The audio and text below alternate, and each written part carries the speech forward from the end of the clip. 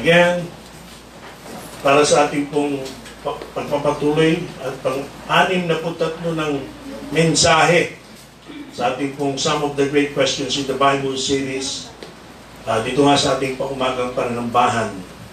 And we have as our key verse, our main text ay yung pong verse number 6 nitong Psalm 85, verse number 6. Isang ito po yung ating magbasa. Wilt thou not revive us again, that thy people may rejoice in thee? Wilt thou not revive us again, that thy people may rejoice in thee? So kunin lang po natin pamagat yung pong first part nitong verse na to. At ito yung isang bahagi po ng katanungan na nakapaloob dito. Wilt thou not revive us again? Message number 63. Kaya ngayong umagang ito mga kapatid, our message will be from Psalm 85. Na masasabi ko po na ito po ay the revival psalm. Ito po ay the revival psalm. Revival is the theme of this psalm. And it is in our key verse. Ito pong Psalm 85 verse number 6. Sana natin pong makita ang one of the great questions in the Bible. Bahagi po ito ng memorable prayer nitong psalmist. Wilt thou not revive us again, that thy people may rejoice in thee? So ito po yung one of the great questions in the Bible. At ito po ay parte po ng prayer nitong salmista. At ang request po na ito ay nagpapakita that revival was what they needed during this time. Revival po yung kanilang kailangan na sa panahon na ito ay kanyang isinulat. And it would be helpful then to know kung kailan nga ba ito sinulat itong awit na to, anong panahon ba ito. According to John Gill sa kanya pong Bible commentary, and we finally show this, and I quote, this psalm, referring to Psalm 85, is generally thought to have been composed after the return of the Jews from their captivity in Babylon. And yet, when they were in some distress from their neighbors, either in the times of Ezra and Nehemiah, or even in the times of Antiochus. Okay, Antiochus, Roman Emperor po yan. So, ito po yung kinukonsider ng time kung saan ito po ay nasulat. Kung saan nga ang pangunahing pangangailangan po ay revival. Ganun din ang pahayag ni Matthew Henry sa kanyang commentary. And so this also, sabi ni Matthew Henry, interpreters are generally of the opinion that this psalm was penned after the return of the Jews out of the captivity, or their captivity in Babylon, when they still remain under some token of God's displeasure, which they here pray for the removal of. So ito po, no, pagka tapos po ng 70 years of Babylonian captivity, at sila po ay unti-unti nang naka-return, nakabalik sa land, no, the promised land, sa kanilang lupain, at ngayon pa man ay meron po silang mga na-encounter na nakaka-discourage, nagkakos ng distress, at nakakapagdulot ng panghihina sa kanila. Kaya ang awit na ito, itong ating sa panguna itong ating teksto ay panalangin, request for revival sa mga yun ang kanilang kailangan sa panahon na yun. At maging sa kabila na tayo po ay makita ko na nakakabalik na tayo unti-unti at naibabalik na rin unti-unti at maganda ang takbo ng gawain. Pero hindi tayo nagpapakakampante at tayo ay nakakaroon ng ano tawag dyan na magkaroon ng kapabayaan. Kundi bagkos ay patuloy tayong maging aware na atin pa rin kailangan ng revival. Ang church ay nangangailangan sa puntong ito, sa panahong ito ng revival. Amen? At ang bawat isa sa atin, hindi lang ang ilan sa atin, kundi ang bawat isa sa atin ay dapat nating maintindihan na nangangailangan tayo ng revival. Napansin niyo po inscription, yung sa unang bahagi po, itong awit na ito, isang mababasa natin to the chief musician, a psalm for the sons of Korah. So ito po ay para i-indicate sa atin na ito po ay presented to the chief musician bilang awit o psalm to be sung sa congregation. And it was presented to the sons of Korah, ang mga anak po ni Korah bilang mga taga-ingat. Okay? Taga-ingat bilang mga kabilang sa mga Levita. At may nagkatiwalaan ng Panginoon ng gawain sa templo, sa tabernakulo hanggang sa templo. At gaya ng nabanggit, ito po yung panalangin. This is a request, this is a prayer, and this has been set to music in the song Revive Us Again. Yung ating inawit na Revive Us Again, dito po binata yan. No? And I hope and pray that this is not just a song we sang today, but it's a prayer that we need to pray today. A prayer also that we needed to ask the Lord to give to us today, if possible. Now, what does it mean to have revival? And who needs revival? Nabanggit ko na kanina, pero pagpatuloy nating ilinawin ang bagay na ito. I would like to point out first and foremost what is oftentimes missed in the fact that revival ay it comes from the Latin word revivere. Show it, revivere.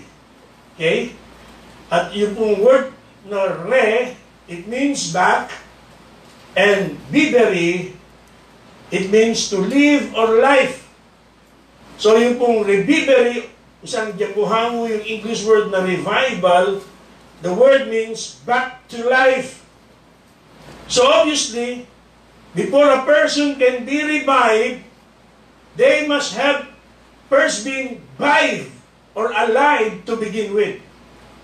Kaya po ito pong nais kong puntusin para maintindihan natin na hindi po para sa unbeliever, hindi po para sa unsaved ang revival.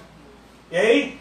Kaya hindi po fitting prayer to pray for the Philippines to have revival. Bakit po? Sapagkat the unredeemed in our nation and majority of the population of the Philippines are unredeemed, unsaved. And they don't need revival. What they truly needed is salvation. Redemption and not revival.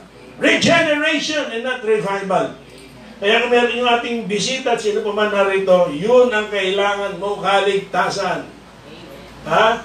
Katubusan ng ating Panginoong Jesucristo.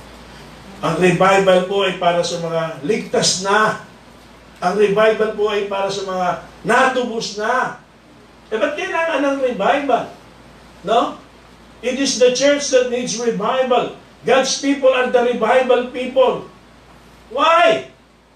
We desperately need to be revived. Bakit po?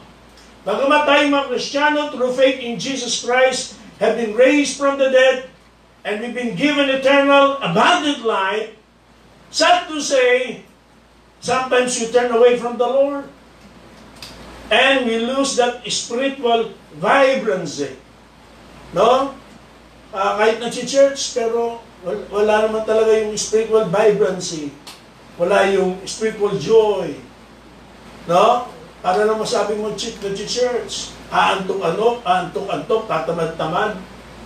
Nakatunga lang, hindi makapag-focus. Ha? Walang nangyayari. And that's a terrible possibility, a terrible reality.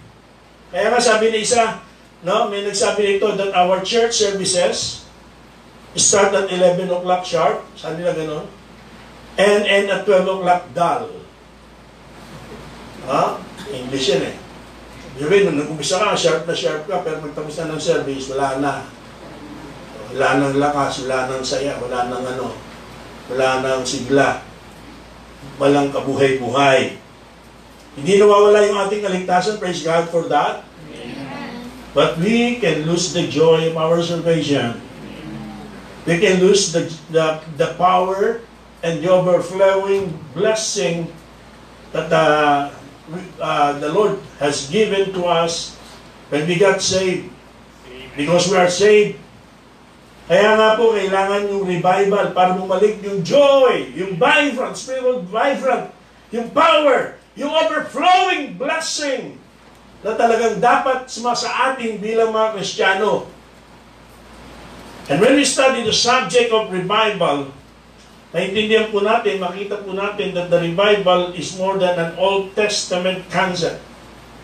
In fact, out of the 16 times that the words revive or revived, past tense, or reviving, 16 times used in the scripture, listen, 14 of those occurrences are in the Old Testament. And in each of those 14 occurrences, the word is derived from the Hebrew word chaya. Chaya, which means to live and to have life, to remain alive and to sustain life. Napakita mo ba? Ito mga information ito, di matatandaan. Pakita mo. To be quickened from sickness, discouragement, faintness, and to be restored to life or health, to cause to grow. These are the main meaning for the Hebrew word chaya o kaya, kung saan ay 14 times na ito ay ginamit sa Old Testament. So pakatandaan po natin yung mga kahulugan na yan.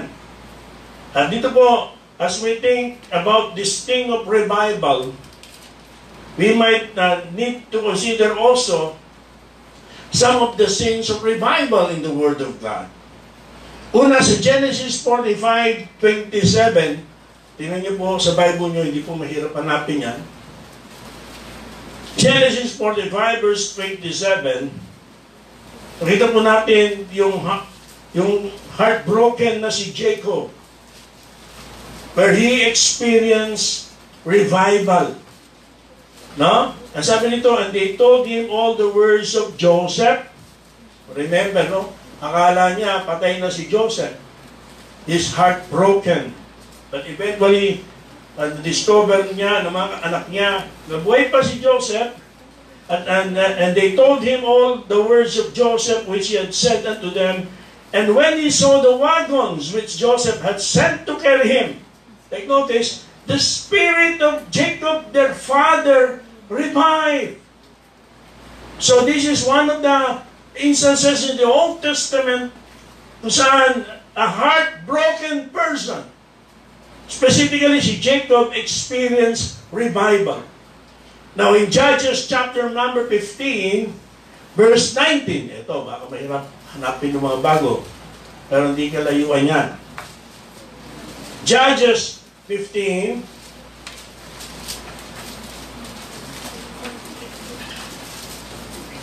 and verse number 19. A helpless Samson. No? A helpless Samson here experienced revival. Ito mababasa natin. But God claimed an hollow place that was in the jaw, and there came water thereout, and when he had drunk, referring to Samson, his spirit came again, and he revived. Wherefore he called the name thereof Enhakkore, which is in Lehi, unto this day. A helpless. Now Samson here is in a helpless condition, but he was revived, experienced revival, at ito po yung nakatulong sa kanya para magtagumpay sa event na nakapaloob dito. Then in 1 Kings chapter number 17, verse number 22, so if you're heartbroken, makita natin, if you're helpless, heartbroken like Jacob, if you're helpless like Samson, you needed revival.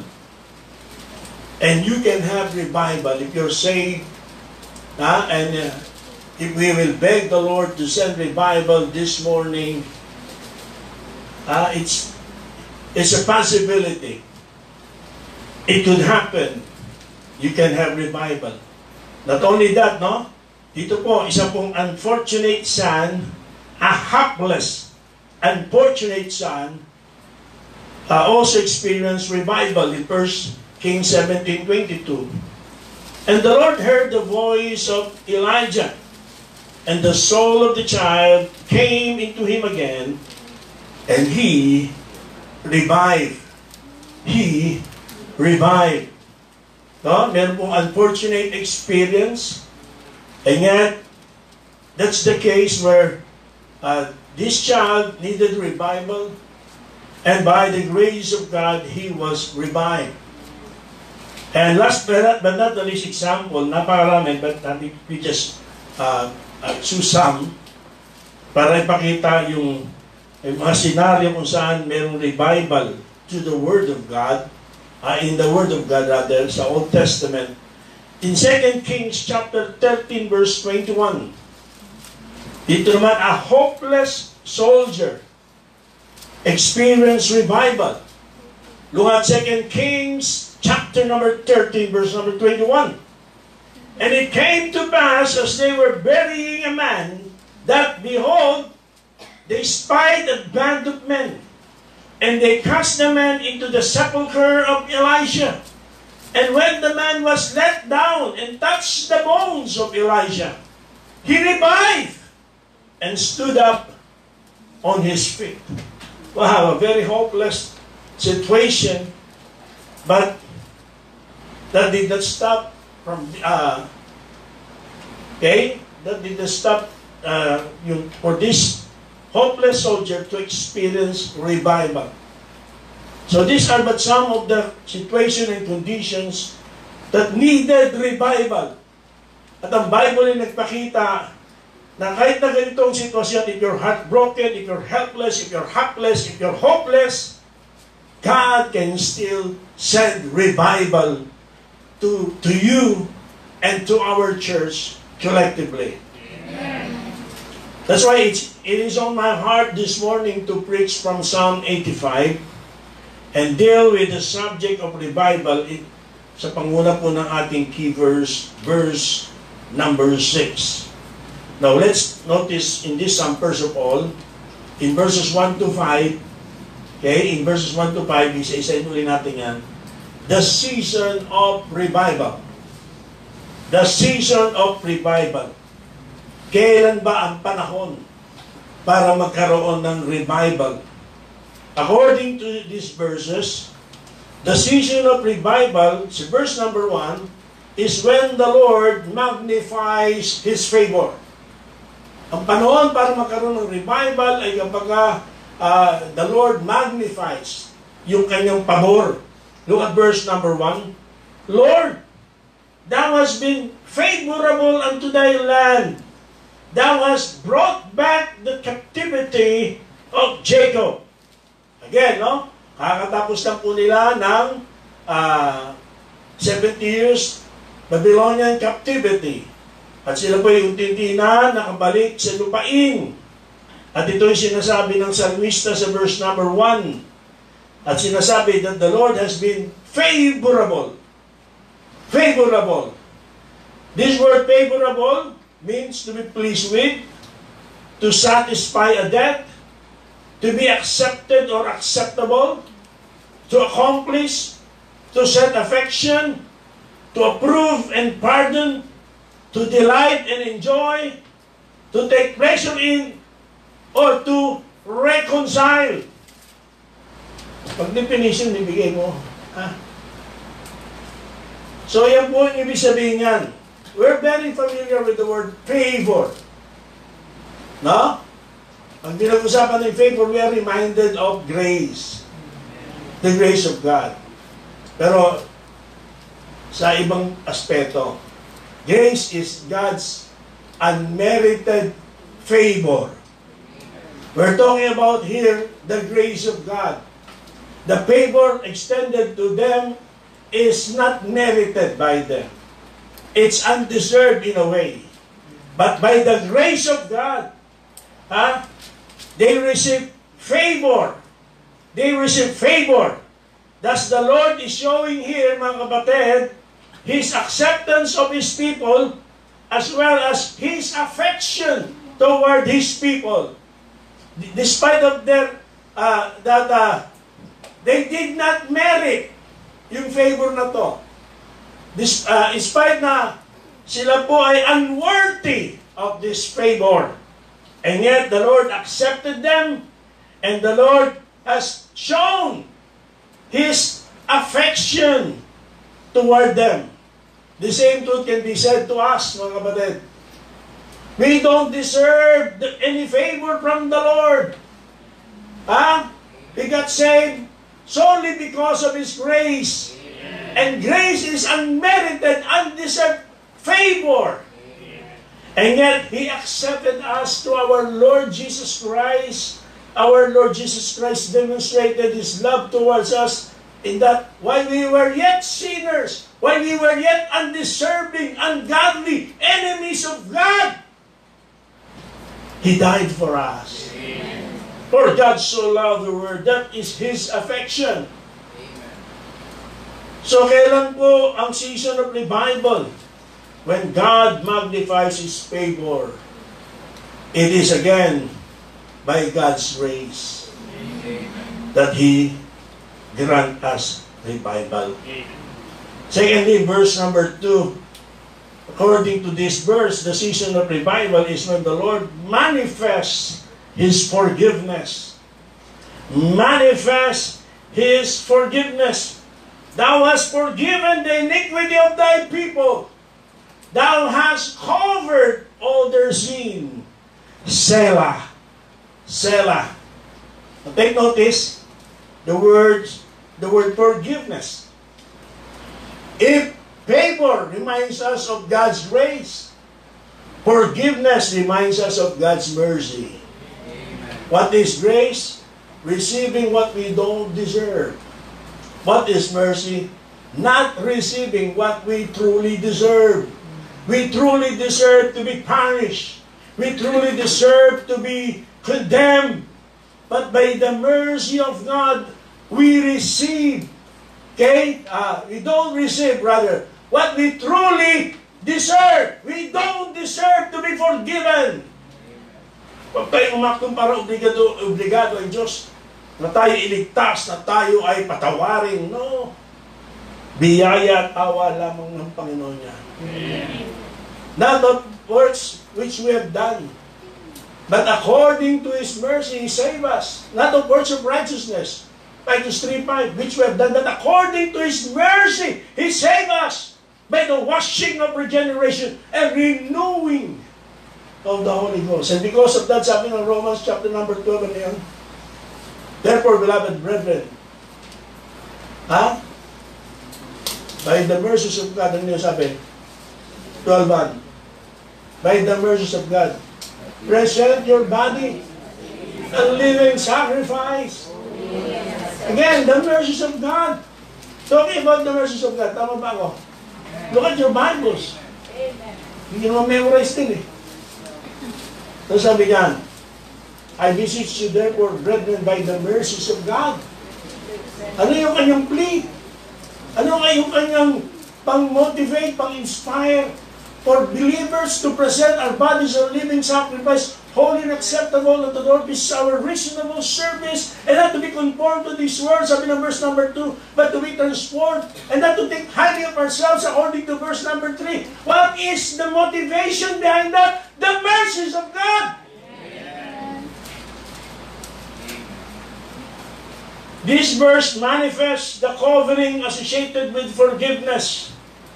Thou hast covered all their sin. The word covered is from the Hebrew word kaka, which means to fill up the hollows. Ano yung hollows? Di ba kaya tawag hollow block? Walang laman yung loob. Talagyan ng laman. To fill up the hollows. Why? Because sin had left them empty. Yan po ang idudulot ng kasalanan. Sin will let us empty. Hungkag. But God can fill those void and empty places. And only God can fill those void and empty places.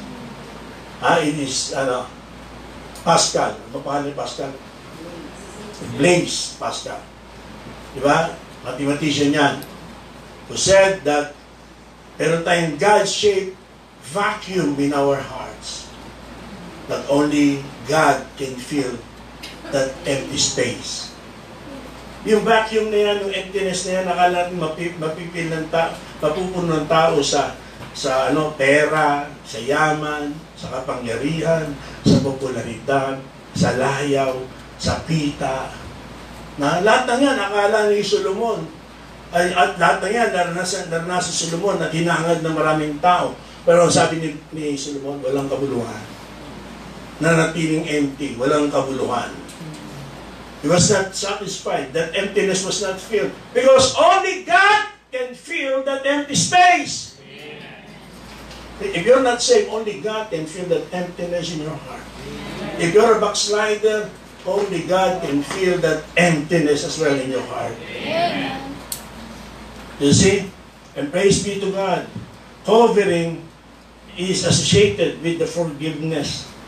Then this verse also manifests the consideration associated with forgiveness. Pansinin niyo po yung word na sela. Kumbaga sa musical notes, sa ating mga songbooks, yan po yung rest. Yeah, rest. It means the song, first of all, was sung. This is a song. But they would have a suspension of the music on that part. They have to rest. Hey, rest is a very familiar word in the Bible. The Bible says, God created everything sa 6 days, sa loob ng 6 days. And on the 7th day, the Lord rested. Hindi siya nagpahinga dahil siya'y napagod, dahil ang Panginoon hindi napapagod. Sinabi ro, piniliwanag doon, ano ibig sabihin?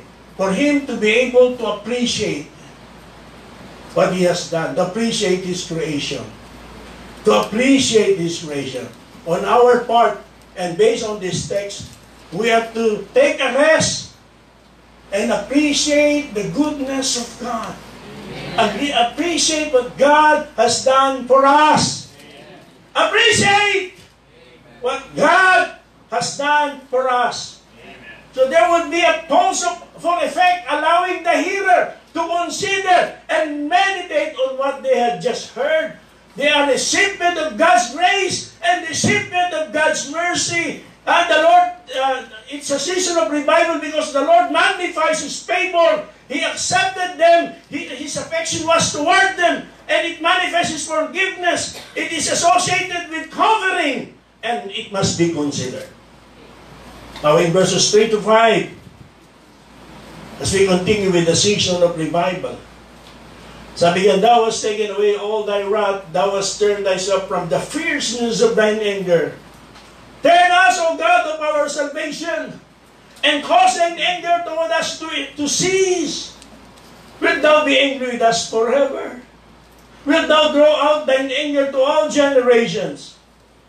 So according to these verses, that the season of revival is also when the Lord moves from His fierceness. Not only when the Lord magnifies His favor, not only when the Lord manifests His forgiveness, but especially when the Lord moves His fierceness. The word fierceness, mga kapatid, it's just a sore displeasure and the burning of anger. So, kailan ang revival kapag ang Diyos ay hindi na, nag-aalab sa galit o inalis niya na yung pag-aalab ng kanyang makatwiran, banal, makatarungang galit. So here we see that the burning of God's anger has ceased. The burning of God's anger has ceased, and the burden of God's anger has continued. Ibig sabihin, sa kabila ng yung galit ng Diyos wala na, pero yung guilt, yung burden, nandoon pa rin. Kaya nga, sabi sa verses 4 to 5, turn us, O God, of our salvation, and cause thine anger toward us to cease. Wilt thou be angry with us forever? So, God, you have turned. Now turn us and change our hearts. and remove those things that ignited your anger to begin with. So magkaroon na ng sin conviction, mga kapatid. No, nagkaroon na ng sin conviction. Yung ating pong failure in the past is not to be a lifetime sentence. It is to be a one-time experience, learning, growing experience. Hindi na dapat ulitin pa. Patutunan na natin dapat ang lesson. It should not be a continual stumbling block that will continue to, to cause us to fall, to stumble. Stumbling nga. But it should be a stepping stone for us to be able to reach what Christ has reached and attained for us. Hindi po dapat paulit-ulit pa ang pagkakasala. Hindi po dapat na hindi tayo natututo sa kasalanan natin sa nakaraan. Kundi bagos dahil sa kabutihan ng Diyos, nagpapasya tayo that I will not do this thing again. Because first of all, it displeases God, this hurts God, and secondly, God has been good to me. Naging mabuti ang Diyos sa akin, ano ang aking igaganti? So that's what we have in verses 1 to 5. The season of revival.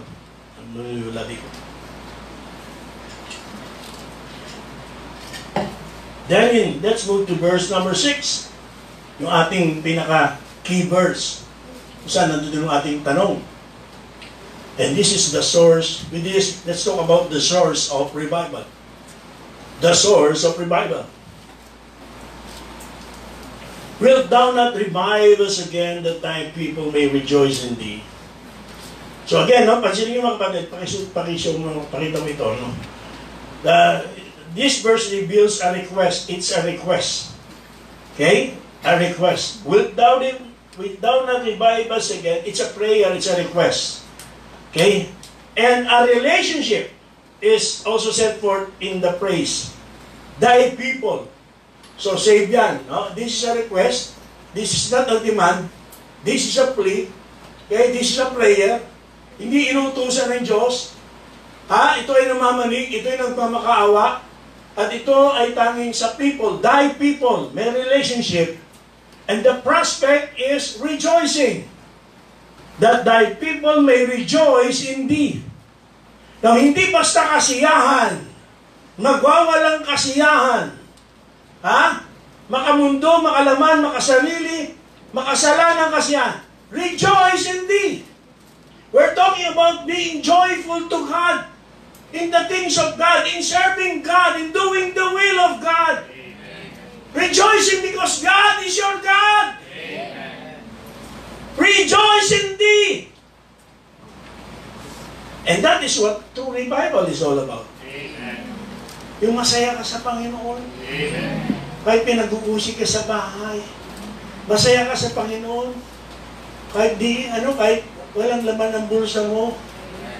Masaya ka sa Panginoon kahit hindi madali ang iyong pinagdaraanan. Masaya ka sa Panginoon. Dahil walang kapantay ang Panginoon. Walang pwedeng pumalit sa Panginoon sa iyong buhay. Mas malaking kayaman ng Panginoon kaysa pera. Mas mahalagang relasyon ng Panginoon kaysa kanino pa man. Mas mahalagang gawain ng gawain sa Panginoon kaysa ano pa mang gawain, anumang katungkulan sa mundong ito. The Lord is my shepherd. That's all I want. I shall not want because He's all that I want. So here, mga is the psalmist asking some priest like Zerubbabel. Diba? Sino ba ito si Zerubbabel? Sila yung mga naging instrument ng Panginoon para makapanumbalik at makapag-rebuild ang Jerusalem after yung destruction nito at captivity nila. Okay, Nehemiah ba to revive the people? O si Ezra? Tagdagan natin.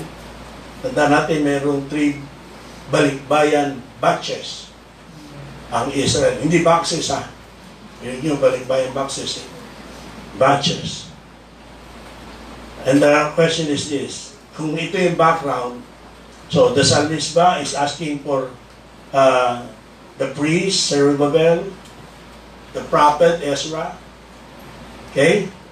The wall builder, Nehemiah, no. Take notice, this is important.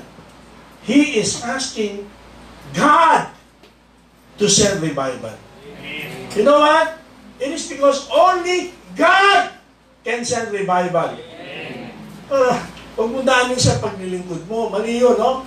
Minsan natin kinorek yan. Sabi diba, para magkaroon ka ng revival, maglingkod ka kay Lord. Mag-church ka. Mag-tithes and offering ka. Mag-soul winning ka. Mag-devotion ka. Para magkaroon ka ng revival. Mali! Ibig sabihin, yung revival nakasalalay sa gagawin mo. Eh, ang revival only God can give. So those are not the methods. Those are not the formulas. Those are not the means to have revival.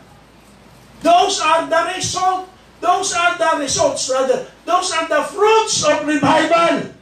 Pag may revival ka, hindi ka na kailangan pilitin pang sumamba. Pag may revival ka, hindi mabigat sa loob mo yung maglingkod. Pag may revival ka, kang magkakaloob sa Panginoon. You will be a cheerful giver.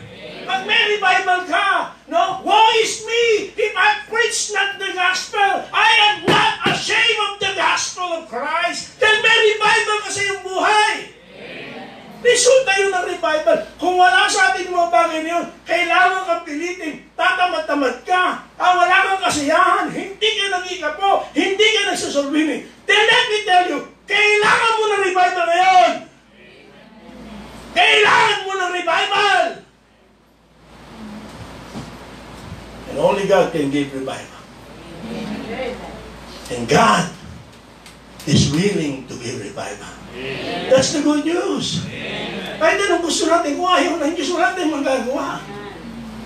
Pero gusto ng Diyos. Problema nga, ang totoo, tayo hindi natin gusto. Tayo. And it must be done according to His ways. Huwag kang mayabang. Akala mo, not the first time, ginamit natin ilustrasyon.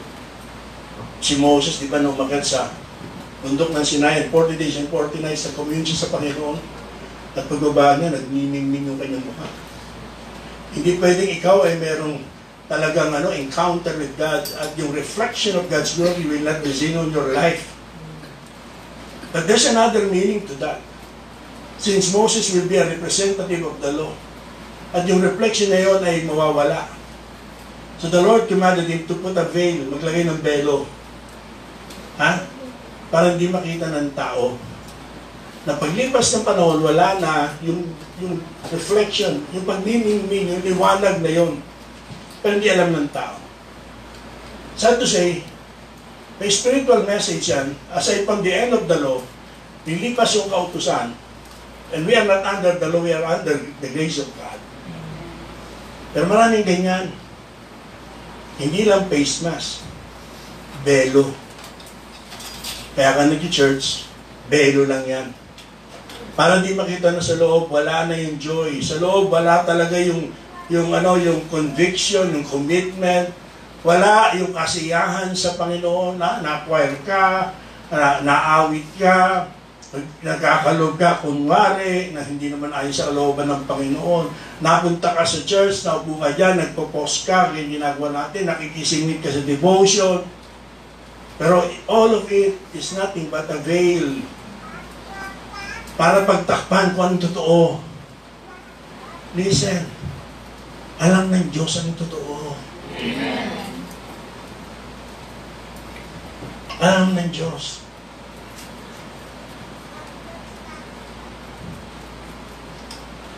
That's why God is willing to give us revival. But He will not.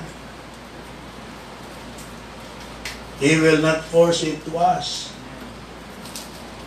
He's not obligated by any means to give us. Not unless we plead, we beg, We make a request. We pray. Lord, please send a revival. Send a revival. And to God, we are to ask to send revival. That makes sense. Why? Because revival comes from the God who remembers us. Only God can give revival, and revival comes from Him because He remembers us. Turn your Bibles this time. Put a marker sa ating teksto. Nandiyan pa ba kayo? Amen. Now, si Ezra, chapter number 9, verses 8 to 9. Now, this is the background niya. A return from captivity. Now, look at Ezra 9, 8 and 9.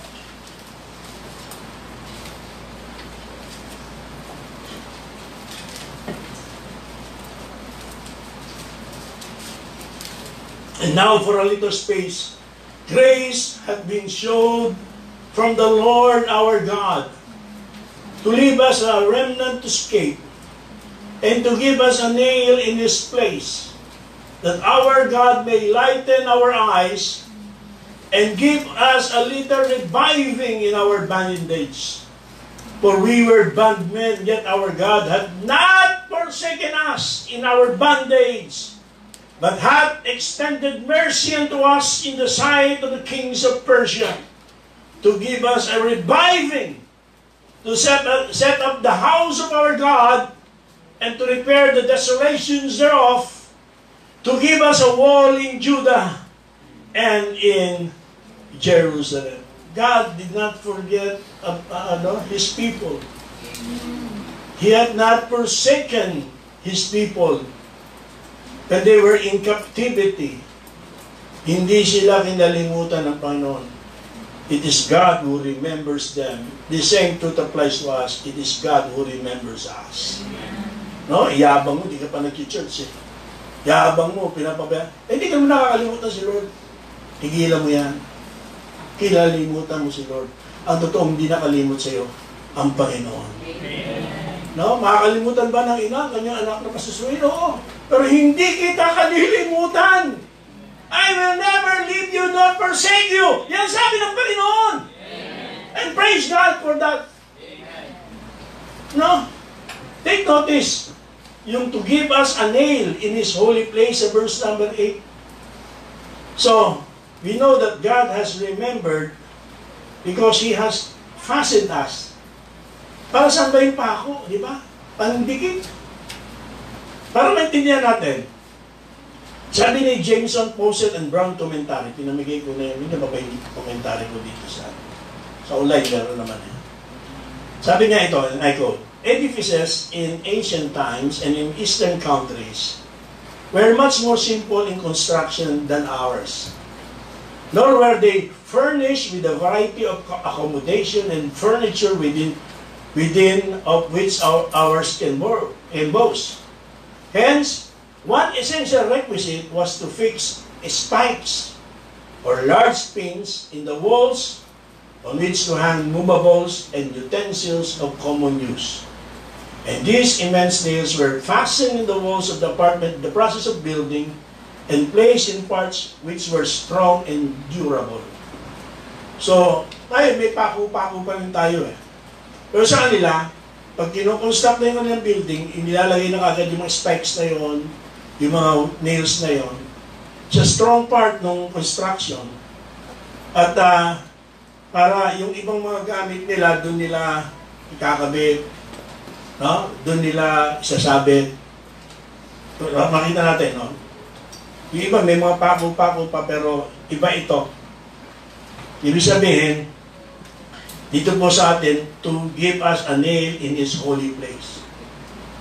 In His holy place. So this is to show us revival. He has fastened us. No? Kumbaga, ikaw yung pako na yun. Ikaw yung pako na yun. He has fastened us. Ikaw yun. And aside from that, in verse number 9, He has furthered us. Now, furthered us. Ano sabi diyan? Extended mercy. furthered us, extended mercy. So, ang sabi, to set up the house of our God and to repair the desolations thereof, to give us a wall in Judah. So this has shown us revival, no? This has shown us revival. Yung pong repair, yung pong setting up, yung pong restoration of the wall again.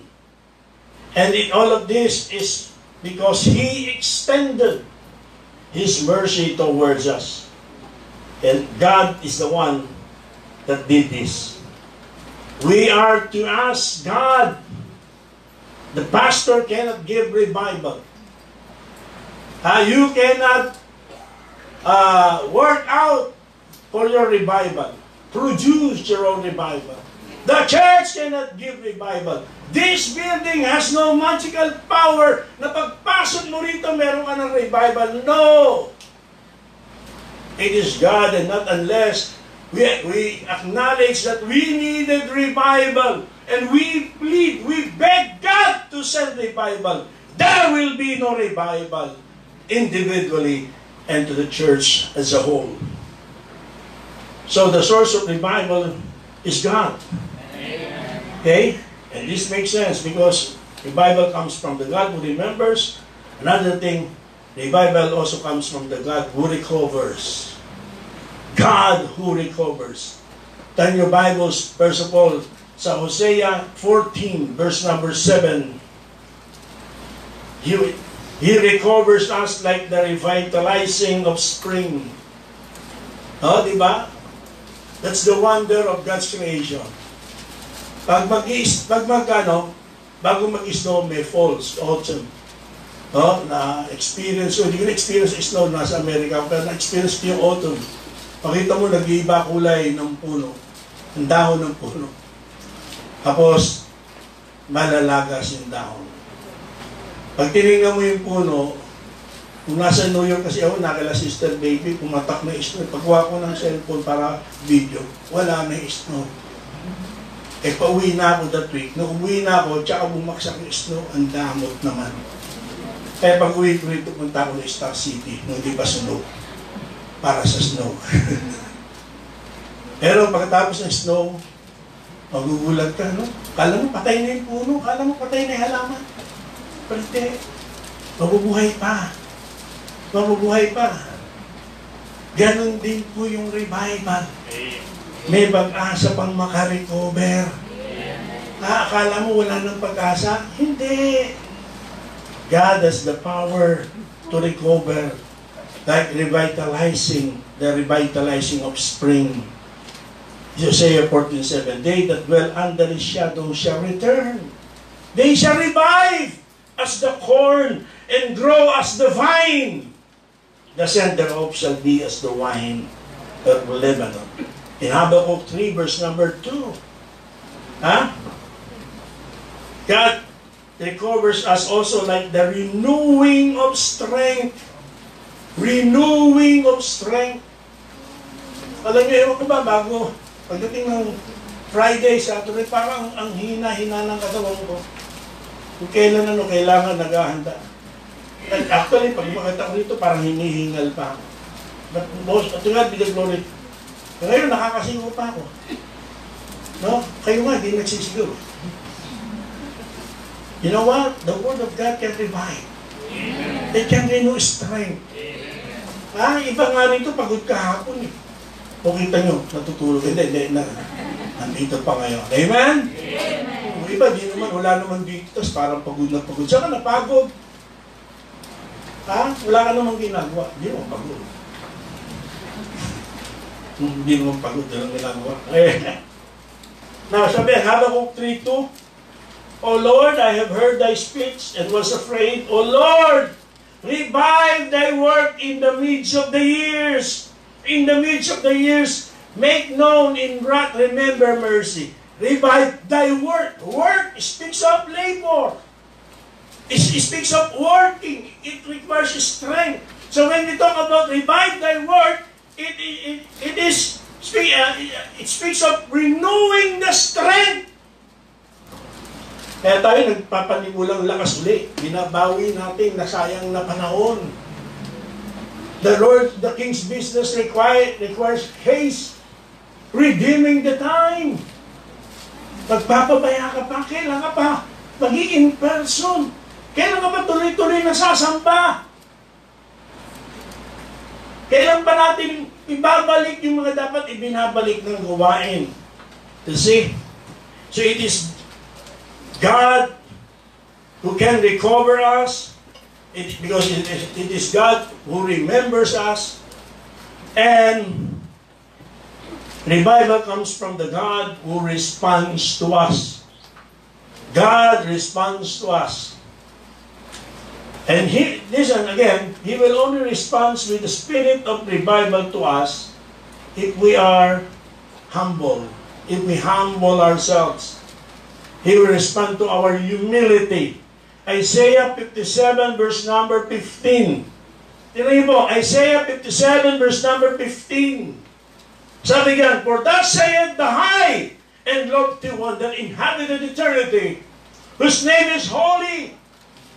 I will dwell in the high and holy place with him also. Listen, and read, that is of a contrite and humble spirit, to revive the spirit of the humble, and to revive the heart of the contrite ones. Humility. Walang revival kung punong-puno ka ng ihabang. Feeling mo, 100% perfect ka. I'm not interested with that message. Hindi ko kailangan yan. Talagang hindi ka magkakaroon ng revival. Because only to our humility that God will respond. And will send the spirit of revival. And to our hardship. God also responds with the spirit of revival to our hardship. Sabi ng Psalm 138 verse 7, tingnan nyo. Yabang mo kasi. Ang dating sa'yo, ang dami mong problema, ang dami mong pera, parang wala kang problema, may trabaho ka, may ina-relationship ka, palaro-laro ka, papasyal-pasyal ka, ha? We should thank God pag may dumarating na problema. No, that's not hypocrisy. We are not to invite trouble. We are not to manufacture our own problems. Pero pag may dating na problema, pagdating na may karamdaman, kung yun ang paraan ng Diyos, para maalala natin, nakakalimutan tayo sa Panginoon, para makita natin mali pala yung ating ginagawa, para makita natin na tayo pala inalalayo na sa Panginoon, at maging daan para itama natin yung ating direksyon, yung ating buhay. Praise be to God. Amen. Because God responds to our hardship with the spirit of revival. Look at Psalm 138 verse 7. Though I walk in the midst of trouble, thou wilt revive me. Thou shalt stretch forth thine hand against the wrath of mine enemies, and thy right hand shall save me. So God is to whom we should come and ask and plead and pray for revival. Because He's the one who remembers us. He's the one who can recover us. And He's the one that will respond to us, given that we humble ourselves and we responded positively to the hardship, which is His way of reviving us, calling our attention, okay, and to cause us to turn our back from the word, from sin, and to go back to Him. Now, the remaining verses 7 to 13, as we go back to our text. Last but not the least, nakita natin dito the season of revival as well as the source of revival. But here in verses 7 to 13, we have the substance of revival. Mga kapatid, pansinin niyo po dyan sa mga talatang yan. First of all, sa verses 7 to 9. Nasa revival, mga kapatid, it involves the listening heart. Sa revival, para magkaroon revival, kailangan nakikinig ka. Hindi lang sa iyong tenga, kundi na rin sa iyong puso. 85 verses 7 to 9. Show us thy mercy, O Lord, and grant us thy salvation. I will hear what God the Lord will speak, for he will speak peace unto his people and to his saints, but let them not turn again to folly. Surely his salvation is nigh to them that fear, that glory may dwell in our land. Take notice yung word na hear sa verse number 8. It is from the Hebrew word shama, meaning to hear intelligently, to hear attentively, to hear carefully, to hear certainly, to hear diligently, to hear surely. Hindi dinigan. Totoo, marugtog, focus, sincero na nakikinig. And what are we listening for? We are listening for the Lord's word of favor for His righteous people. That's what we have again in verse number 8. I will hear what God the Lord will speak, for He will speak peace unto His people and to His saints. So, we are listening for the Lord's word of favor. You are listening right now for the Lord's word of favor for His righteous people. And then in verse number 9, surely salvation is nigh them that fear Him, that glory may dwell in our land. We're listening also for the Lord's word of freedom, for He is rejoicing people. Words of freedom, for He is rejoicing people. The word salvation in verse number 9 is from the Hebrew word yeshua, and it means liberty, deliverance, prosperity, safety, salvation, saving. And the word glory, glory is kabod, abode, which means splendor or conspicuous, glorious, glory, and honor.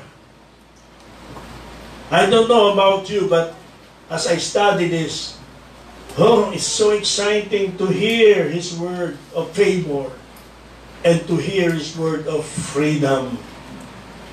So, ito po, kung hindi ka makikinig, there will be no revival.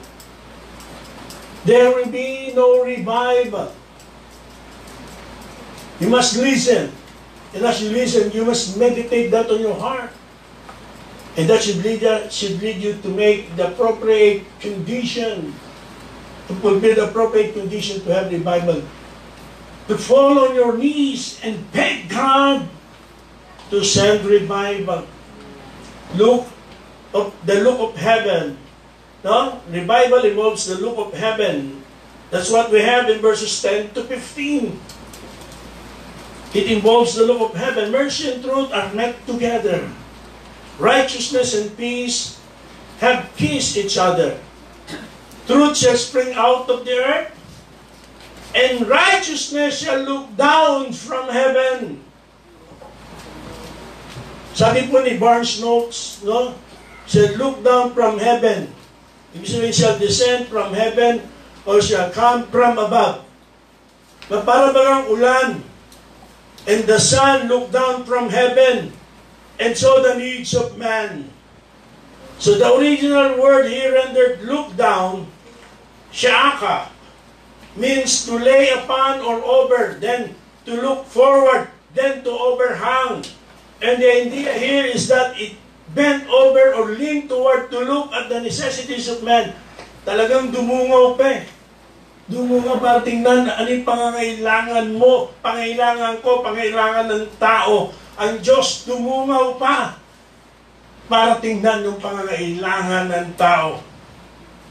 And as the rain and the sunbeam seems anxious to bestow their blessings on man, so God seems anxious to bestow on man the blessings of salvation. Ang Diyos talagang gusto na magligtas at gusto magbigay ng revival. And what is the righteousness of God looking for? God wants to see that which is reconciled. Mercy and truth are met together. Righteousness and peace have kissed each other. That which is reconciled. Have you reconciled with God? We are to reconcile ourselves with God. And that which is real. That which is real. Tigilan din ka plastic na yan. Kaya hipokrito na yan. Kaya paimbabawan na yan. Be true to God. Be true. Nandito ka na rin lang eh. Then be true to God na lang hinahanap ng Diyos. Yung gusto umayos sa relasyon to be reconciled with Him. And yung kanyang desire is real. Ang sabi, truth shall spring out of the earth. Truth shall spring out of the earth. Sabi ni Dr. Hammonds, truth shall spring out of the hearts of men. Let the true desire to be reconciled and to be rebarred spring out of our hearts. So yung puno, substance, kailangan nakikinig. Yung pakikinig, nagmumula sa puso. Kailangan natin, at sa parte natin yon, sa parte ng Diyos, ay hinahanap niya. Ay yung desire sa puso natin to be reconciled, at yung katotohanan sa puso natin magkaroon ng revival. Now, last but not the least, finally notice that revival involves the Lord of help. The Lord of help. Verses 12 to 13 now. Yet the Lord shall give that which is good, and our land shall yield her increase. Righteousness shall go before Him, and shall set us in the way of His steps. So pag nakinig tayo sa Word of God, and we heard this morning His favor, we heard this morning His word of freedom, and when the Lord saw from heaven yung ating heart, yung ating desire to be reconciled, and that desire is real, the Lord will help us. The Lord will give revival. The Lord will give according to that which is good. Verse 12, yet the Lord shall give that which is good. Revival is good. Rejoicing in the Lord is good. To be forgiven from sin is good. And to be saved is good. And the Lord also will also give according to that which is godly. Verse 13. Righteousness. Righteousness shall go before Him, and shall set us in the way of His steps. Nakikinig po ngayon? The Lord will help. And He looked from heaven. He saw that we listen attentively from our hearts, and hearing the word of favor and word of freedom, we desire to be reconciled, and that desire is genuine and real. He will help, and He will give according to that which is good and to that which is godly. Ikusap pa ho. Amen. Diba? Ilang beses yun pang sinabi yun. Pero revival kasi paborito kong ilustrasyon. Nauhaw ka. Nauhaw ka.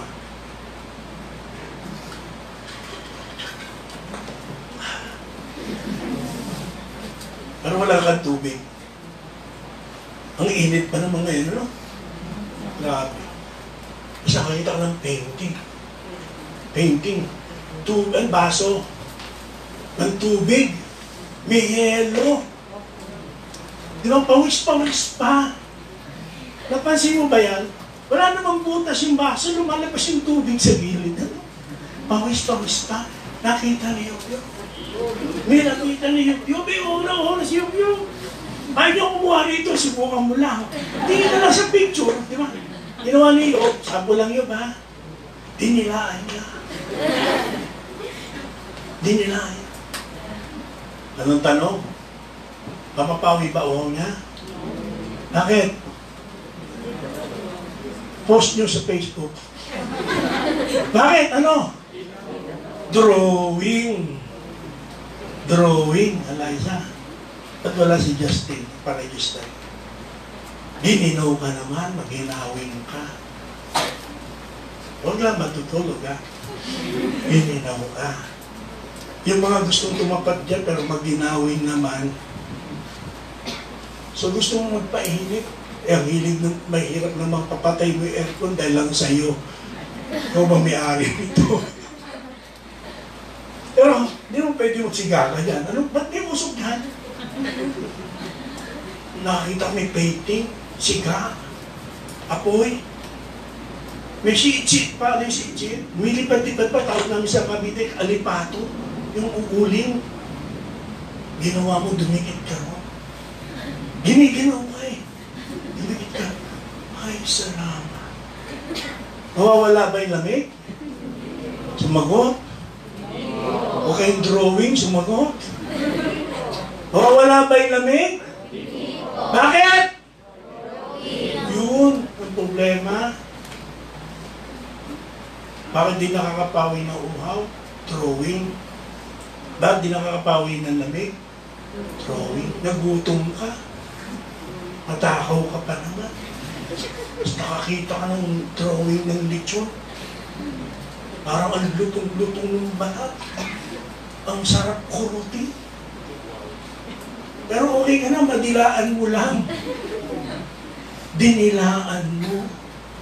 Para kang ano. Papapawi ba gutom mo? Ha? Bakit? Drawing. Nag-church ka nga eh, pero di ka makasakot, di ka maka-amen. Drawing ka lang. Totoo yan. Drawing. Nakikinig ka ng Word of God eh. Hirap-hirap ko mag-post. Kasi hindi ka nakinig eh. Kung nakinig ka, hindi mahirap mag-post eh. So, drawing din yan. Na hindi ka nakinig sa actual na preaching, iintayin mo mamaya sa replay. Are you aware that's a drawing? Ano ginawa mo na rito? Kunyari, nag-ikapu ka pa. Hindi naman, inakupo lang yun. And that's another drawing. Kaya walang revival, walang growth. Hindi tayo nag-grow spiritually. Hindi tayo nagbabago. Hindi tayo ginagamit ng Panginoon. Drawing! Yung inawit natin, naintindihan natin bagong awit eh. Kasi inawit niya sa Great Welsh Revival. Pag sinerch niyo sa YouTube, meron niyang video na yung words na original na, hindi naman natin maintindihan, buti lang may English translation. Nung magkaroon po ng Welsh Revival, at the turn of the century, mga newspaper, they went down from London to report firsthand the marvelous happenings ng Welsh Revival niyo. And on their arrival ng mga newspaperman sa Wales, nakita na isang policeman kung saan nandun yung Welsh Revival. So, nakita nila full height, okay? He laid his hand over his heart and proudly proclaimed. Tinanong nila, where is the Welsh Revival? Is the policeman. Kaya yung lalaki, nilapit niya yung kanyang sarili. Nilagay niya yung kanyang kamay sa kanyang puso. At sinabi niya, gentlemen, The words revival is inside this uniform. The words revival is inside this uniform. I don't know about you, but I hope and pray that we share the same desire, the same conviction, and we will come to God with the same plea. Because I am interested in revival taking place inside of me. I am interested in revival taking place inside this auditorium. To each and every one of you who are here right now, and for that revival, for God to send that revival to each and every one of us. Ang tanong, hindi nyo ba i-revive ang inyong bayan? I-revive ng Diyos. But how about when God is looking up from heaven right now? Can you see that desire in your heart? Can you see the pagiging genuine, the genuine desire to be reconciled with God? Before I close, we're almost done. Let me tell our visitors and our friends who are here with us that the revival ay dun sa mga saved na. Revival ay dun sa mga nanlalamig, wala na yung joy, wala na yung strength, at hindi nagagawa ng narapat yung dapat gawin sa Panginoon. But if you're not saved, you needed salvation. And only Jesus can save you. Amen. Only what Christ has done on the cross can save you. Your religion, the Baptist Church, cannot save you. No one and nothing can save you except Jesus Christ. I hope and pray that God will extend saving grace to you, and you will come to Him in prayer and acknowledge, ako'y makasalanan, Lord. Tinatanggap ko na ako po ay dapat parusahan. Kinikilala ko na hindi ko maliligtas sa sarili ko. But I put my trust and faith to you, Lord. Kinikilala kita bilang tanging makapagliligtas sa akin. At sinusuko ko ang aking buhay sa iyo. I hope and pray you will utter that prayer. Kahit na hindi kasing galing, but God can see your heart. And for most of us, I hope and pray that you will plead with me. Together with me, we will plead to God, Lord, send a revival and let it sweep this way. Lord, send a revival and fill our hearts today. Your Holy Spirit among us will give the victory. Lord, send a revival and let it start with me. May that our prayer be. And this is God's message sa umaga ito. Tayo natin tumayo.